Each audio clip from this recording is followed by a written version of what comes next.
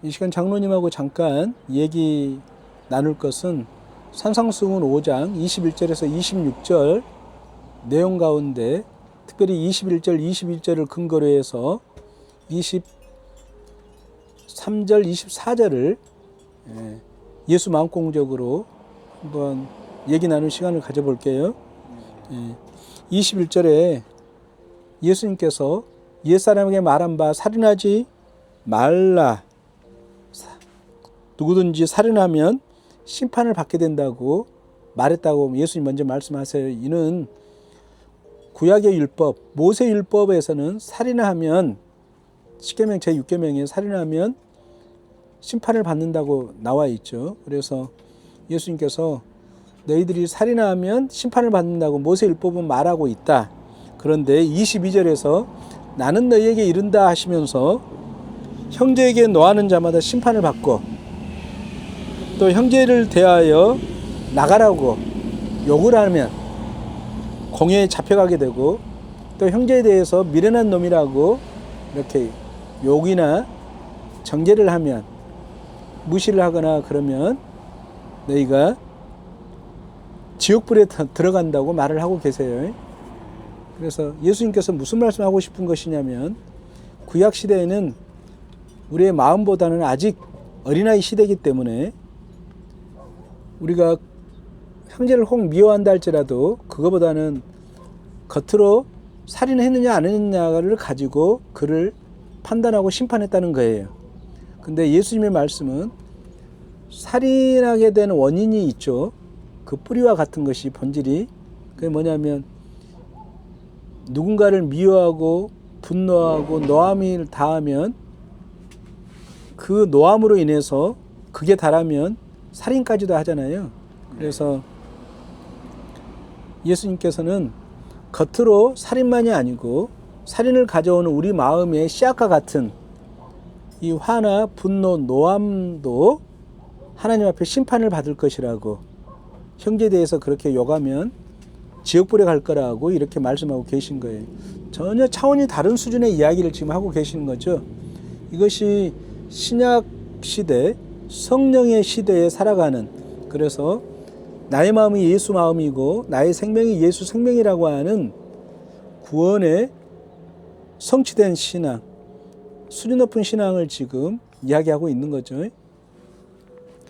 이걸 근거로 해서 예수님께서 그러므로 23절에 이렇게 말을 해요. 그래서 예물을 드리려다가 형제에게 원망 들은 말이 생각나면 예물을 제단 앞에 두고 가서 먼저 형제와 오해를 풀고 잘못을 빌고 화목한 다음에 화평을 회복한 다음에 와서 그때 비로소 이제 예물 드리라. 그때 하나님께서 기뻐 받으신다고 이렇게 가르쳐요. 뭐 바른 해석이고 바른 말이죠.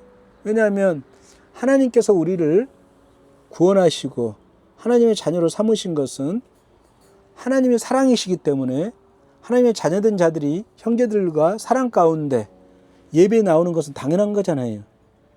당연한데 그런데 제가 예수 마음공부적으로 이야기하고 싶은 것은 우리는 그동안 단순하게 예를 들어서 하나님 앞에 우리가 예배 드릴 때 내가 정말 하나님께서 받으실 만한 예물다운 예배를 드리려면 형제에게 원망 들을 말이 있다면 그와 가서 먼저 화해를 하고 화목한 다음에 와서 예배를 드릴 때 참다운 예배자가 된다고 가르친 거예요. 또 그렇게 이해하고 그거 틀린 이야기는 아니잖아요.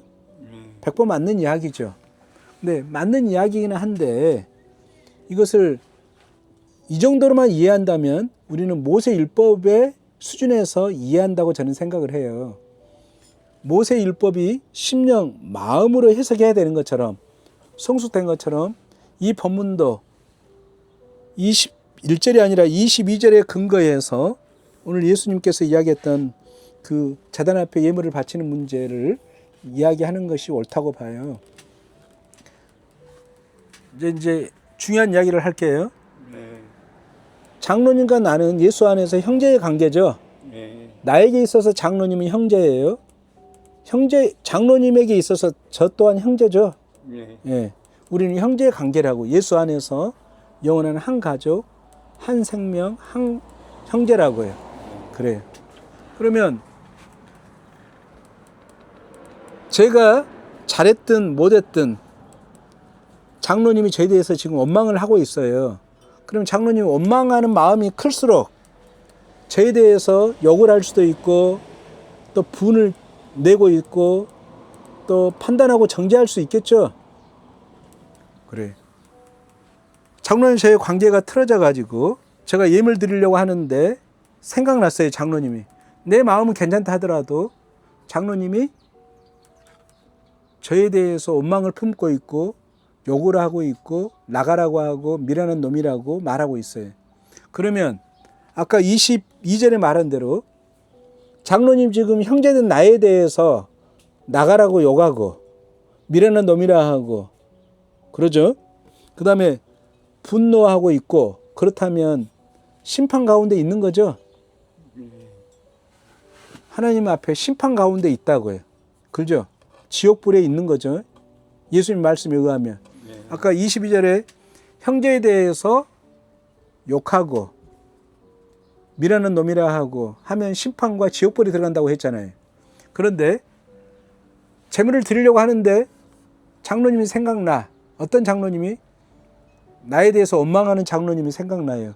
장로님이 지금 나를 욕하고 있고 분노를 내고 있어요. 그러면 장로님 지금 제 눈에 예수님의 근거하면 지금 장로님 어디에 있는 거예요? 지금 지옥불 속에 있고 하나님 심판 가운데 있는 거잖아요.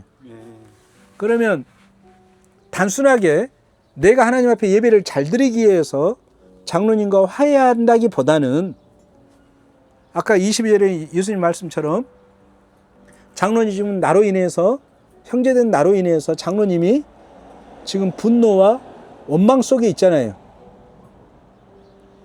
그래서 장로님이 지금 하나님의 심판과 지옥불에 들어가 있잖아요. 그러면 예배를 드리는 내가 그 장로님이 지옥불에 있고 심판 가운데 있는 장로님을 가만히 놔두면 될까요? 안 될까요? 안 되겠죠? 하나님의 사랑의 자녀라면 안 되겠죠. 그리고 한 형제인데.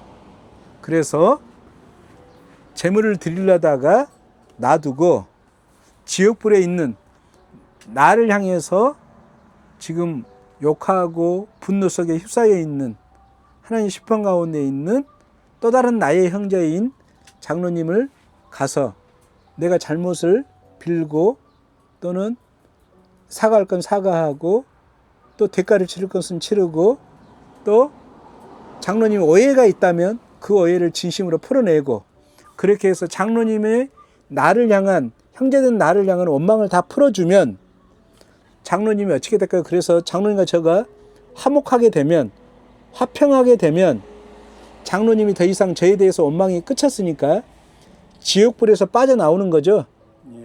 심판 앞에 빠져나온다고요. 그래서 제가 지금 그 이야기를 하고 싶은 거예요. 만약에 우리가 제물을 드리다가 나를 원망한 사람이 있다면 불편한 관계 속에 있는 사람을 가서 화해하고 그럴 때 하나님께서 나의 참된 예배자인 나에 집중해 있다면 나만 집중해 있다면 이것은 겉모양의 속은 거라고요. 예를 들어서 구약의 수준이라고요. 겉으로 살인만 안 하면 심판을 받지 않는 그 수준이라고요. 근데 장로님과 나의 관계는 몸도 다르고 이름도 다르죠. 사는 곳도 다르고 이건 모양이 다른 거죠. 그러죠. 그러나 예수 그리스도 안에서 십자가로 보이지 않는 성령으로 장로님과 나를 영원한 한 생명, 한 가족으로 만들었죠. 한 사랑 되게 하셨죠. 이걸 가리켜서 우리가 형제라 그러잖아요. 그래. 단순하게 장로님이 나를 원망하니까 내가 하나님 앞에 나 혼자 예배를 잘 드리기 위해서 장로님과 관계를 회복하려고 한다는 것은 모세 율법의 수준에서 떨어지는 거라고요. 그 수준에서 이해하는 거라고요. 그런데 신약 시대, 성령의 시대에 살아가는 우리가 누군가를 형제에 대해서 마음에 분노만 가져도 욕만 해도 하나님 앞에 심판과 지옥불에 가는 그 영적인 시대에 살아가는 우리에게 있어서 이 말씀을 해석할 때 해석할 때 수준 높은 해석은 또 깊이 있는 영적인 가르침은 이거라는 말이에요. 그러니까 단순하게 나 혼자 예배 잘 드리고 잘 먹고 잘 살고 한 것이 아니라 영원한 나의 생명 대신 장로님이 지금 나로 인해서 원망 가운데 있으니까, 그래서 심판과 지옥불에 있으니까 장로님이 나의 생명이잖아요. 나의 영원한 가족이잖아요. 그래서 장로님, 하나님이 나를 긍휼히 여기서 예수 그리스도의 십자가로 나를 지옥불에서 심판 가운데 구원해내셨듯이 저 또한 예수님이 십자가의 그 은혜 가운데 주님의 온유한 겸손한 마음을 가지고 나만 예배자로 사는 것이 아니라 지금 지옥불 가운데 마음의 불편한 가운데 있는 하나님 심판 가운데 있는 장로님을, 나의 형제, 나의 생명이신 장로님을 거기서부터 원망을 풀어내므로, 그래서 화목해 됨으로 장로님이 나와 함께 예배자로 하나님 앞에 서는 것이 신약의 백성들에게 해당하는 신앙의 질적 수준임을 말하고 싶다고 저는 해석하고 싶어요. 이해되시죠? 네.